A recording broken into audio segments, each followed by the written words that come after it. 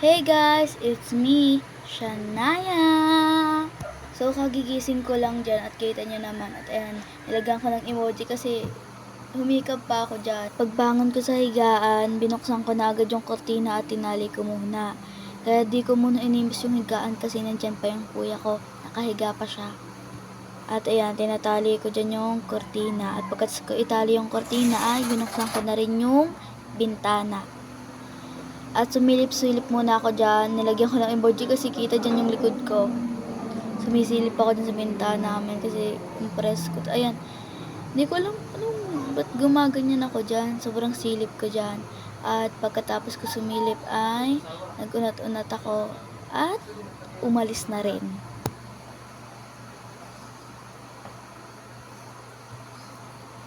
Pagkasilip ko sa bintana ay bumaba na rin ako diretso agad. At ayan, kita pa yung pagbaba ko dyan. At pagkababa ko, dumiretso agad ako sa salamin at ayan, nagpa-cute pa. Kinuha ko agad dyan yung suklay para makapagsuklay na agad ako. Di ko na dyan pinakita sa inyo kasi magtatagal na naman at baka wala na naman akong masabi sa inyo. Pagkatapos ko magsuklay ay nagpuyod na rin ako dyan agad. Nagpuyod na ako at kinuha ko ulit dyan yung suklay para suklayan yung buhok ko at nagpuyod na. By the way guys, kumising talaga ako ng maaga para makapag mini vlog na. Kasi yung isa kong mini vlog na ginawa ko, todo effort ako doon tapos nawala yung video and then yung sound na lang yung nandun. And by the way, ayan, pagkatapos ko magsukli at magpuyod, lumabas na ako ng kwarto para maghilamos. Kaya sabi ko gabi ay makapag mini vlog kaya bukas. Kasi sakto, hinog na yung sabang saging kaya para masama ko din sa mini vlog para hindi yung sandali lang yung mapakita ko mini vlog sa inyo at para mapakita ko sa inyo kung pagluluto ko para mahaba-haba naman yung mini vlog ko. Nauutal pa ako magsalita guys. Sorry kasi di pa ako masyadong sanay magsalita. Hindi naman yung salita, parang mag voice record ka nun. And ayan, di ko pala napansin na tapos na rin pala ako dyan maghilamos at mag-toothbrush. At ayan, nagmumumog na pala ako dyan, di ko napansin. And sorry sa background music ko dyan sa video. Kasi umaga talaga niyan, maraming maingay at lalo na yung mga tumitilaok. Grabe guys, may namimiss na naman ako na hindi na ako nakakapagsalita. Kasi parang nalilikdangan ko kasi wala talaga akong masabi sa bagal kong kumilos. Kaya nalilikdawan ko.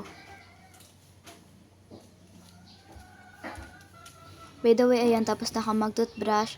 Binuksan ko na yung pinto sa likod namin kasi titingnan ko sana at kukunin ko na yung sabang saging pero wala na pala dyan. And ayan, titingnan ko sana sa lamesa namin pagtingin kong nagsulat ang tatay na maglaba daw kami. And nandyan na yung sabang saging. And super happy ko talaga kasi mahilig talaga ako sa pritong saging. So, pumunta na ako sa lababo para maggayat ng saging. Puro galaw ako dyan. Kamot dito, kamot doon. Ganyan talaga ako nakakainis. Sumasabay pa dyan yung bangs ko.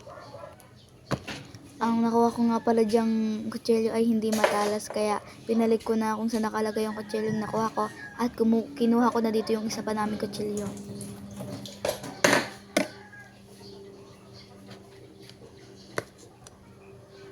Tapos ayan, nagtalot na ako, nagkayat na ako.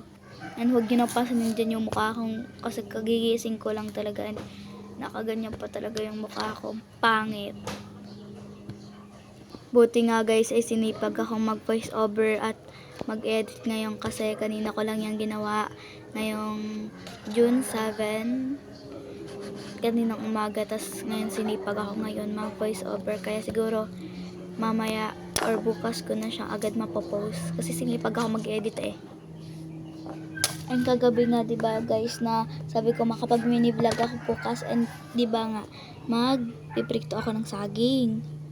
Kasi ang lagi ko nang ginagawang sa pritong saging ay yung may asukal. Yung pagkatapos ko siyang gayatin ay ilalagay ko sa asukal saka ko ipiprito. Ang sarap nung guys, gawin nyo yun. So, sabi ko, naisip din ako kung yung normal lang ba. So, naisip, hindi talaga ako magkaisip kung anong desisyon ko, kung may asukal o wala.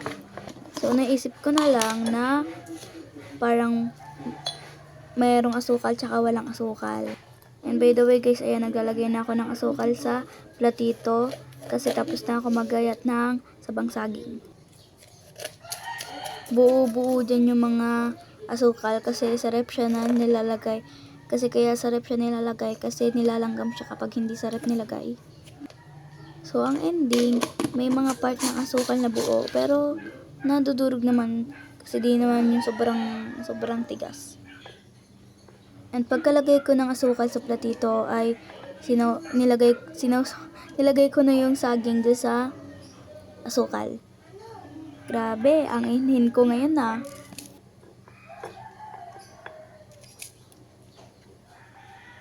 Ano yan guys, pinilisan ko na dyan maglagay ng asukal sa saging kasi para makapag-almusal na rin ako kasi gumising ako siguro ng mga 6:30 or 6:50 I think, basta mga 6 lampas and mga 7 na ako bumangon kaya siguro mga mag-8 ako nakapag-almusal or mga 7 lampas, basta 7 ako nagluto or bumangon ganun. Pero guys, nakalimutan ko na di ba ang sabi ko kalahating may asukal, kalahating wala. Ang ending napadami yung may asukal kaya sobrang unti ang unti lang nung walang asukal. And by the way guys, pagkatapos ko maglagay ng asukal sa sabang saging ay nagbinuksan ko na rin dyan yung kalan at nilagay ko na yung kawali. Naglagay na rin ako dyan ng mantika.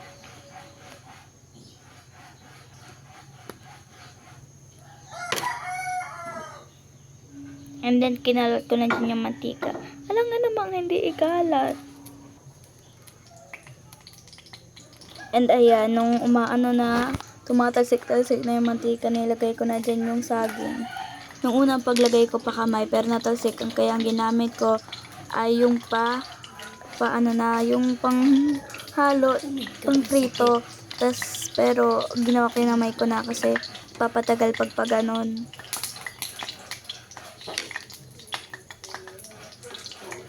Hindi, nilalagay ko na yung ibang saging.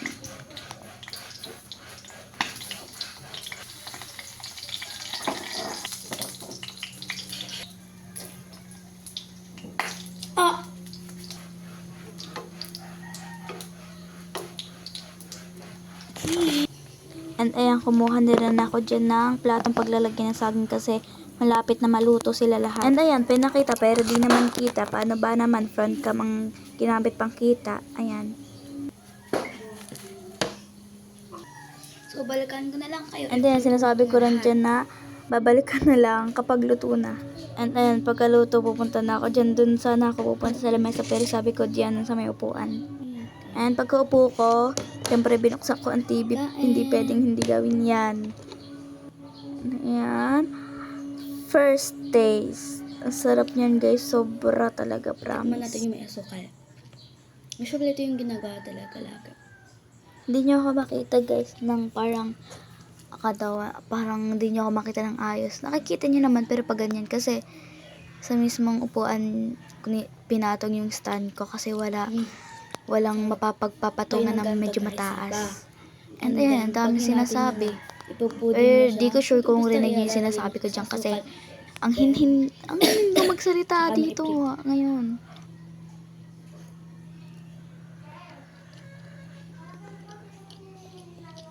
And B, habang nagbo-voice over ako, natatakam ako sa kinakain kong saging, parang nagke-crave ako. Crave, meron pa dito ay magprito ka. Tikman naman natin yung So, walang asukal. siguro bukas, So, talaga magpiprito ako. And guys, bukas magkakain sari na ako. Dapat magkakain sari ako niyan, kaya pinatay ko agad dyan yung cellphone ko kasi magkakain sari nga ako, pero di ko natuloy. Nakalimutan ko na kasi nanonood ako ng TV. Di naman sa nakalimutan, natuloy ko na, pero napangitan ako sa video ko. Pag talaga napapangitan ako, pinapatay ko na talaga agad. Yan ang ulit ako. Parang, okay, delete ko na to, wag na, pangit ko mag-video. parang ano lang bakod, ang dilim. So sabi ko, okay na, wag na, hindi ko na ito post. Next time na lang ako magkain sa Riganan. Guys. And ayan guys, dapat magbababay na ako dyan. Pero naisip ko na pa-voice over nga pala yan. Kaya di ko na tinuloy. And sorry guys, rinig na rinig dyan yung pinapanood ko si Sir Gavin. And by the way guys, hanggang dito na lang yung vlog ko. Thank you for watching. Hintayin nyo yung susunod ko na ipapost. Bye! Subscribe!